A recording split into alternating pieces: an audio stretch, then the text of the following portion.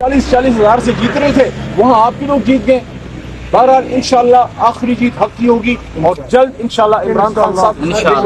سر آپ نے الیکشن کی بات کی ہے، کل رانا ثناء اللہ نے بیان دیا ہے کہ سیاسی جو استحکام ہے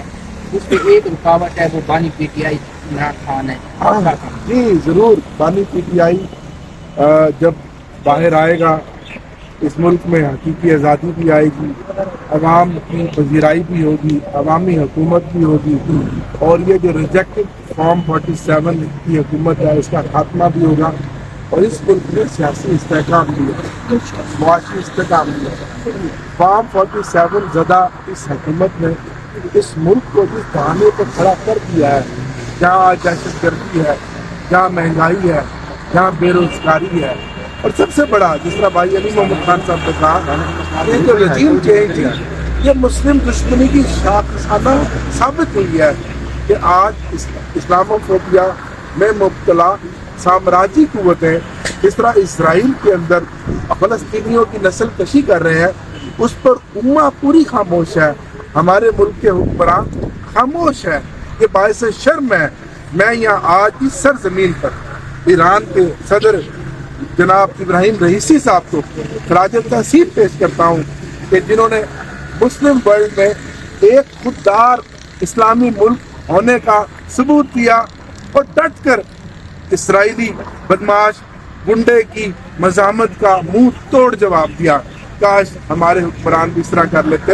لیکن ہم تو ایبسولوٹلی یس والے ہیں، ایبسولوٹلی ناٹ والا جیل میں ہے، حرمت رسول کا مقدمہ لڑنے والا جیل میں ہے، لیکن کوئی بات نہیں، ہم نا امید نہیں ہیں، مایوس ضرور ہے، فتح انشاءاللہ حق اور سچ کی ہوگی۔ مینڈیٹ کے حوالے سے آپ نے بات کی،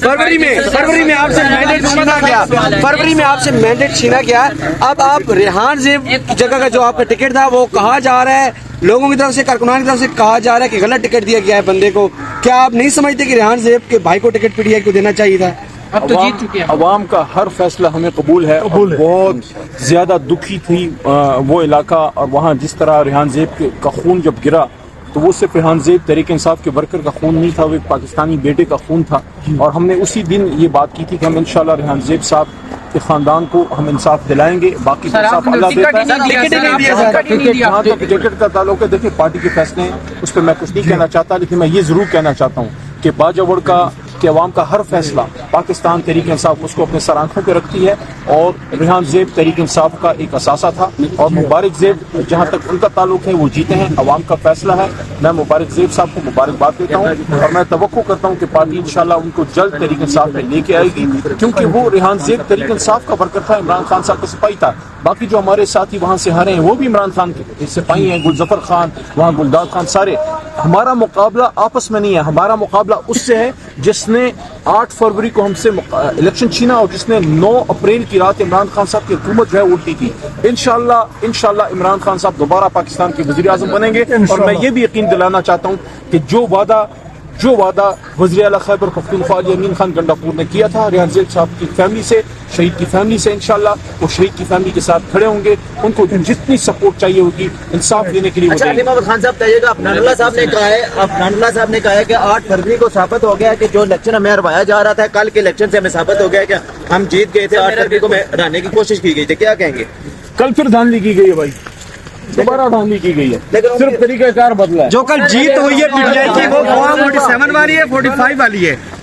یہ نیا طریقہ ڈھونڈا ہے سر۔ آپ سے ایک سوال ہے، جیلی ووٹوں کا ٹھپوں پہ ٹھپے کا ہے۔ سر آپ رمضان میں فیضی صاحب سے امیدیں لگا کے بیٹھے تھے، لیکن خان صاحب کے لیٹر کے بعد ابھی بھی آپ کی فیضی صاحب سے امیدیں کہ امیدیں ٹوٹ چکی ہیں فیضی صاحب سے؟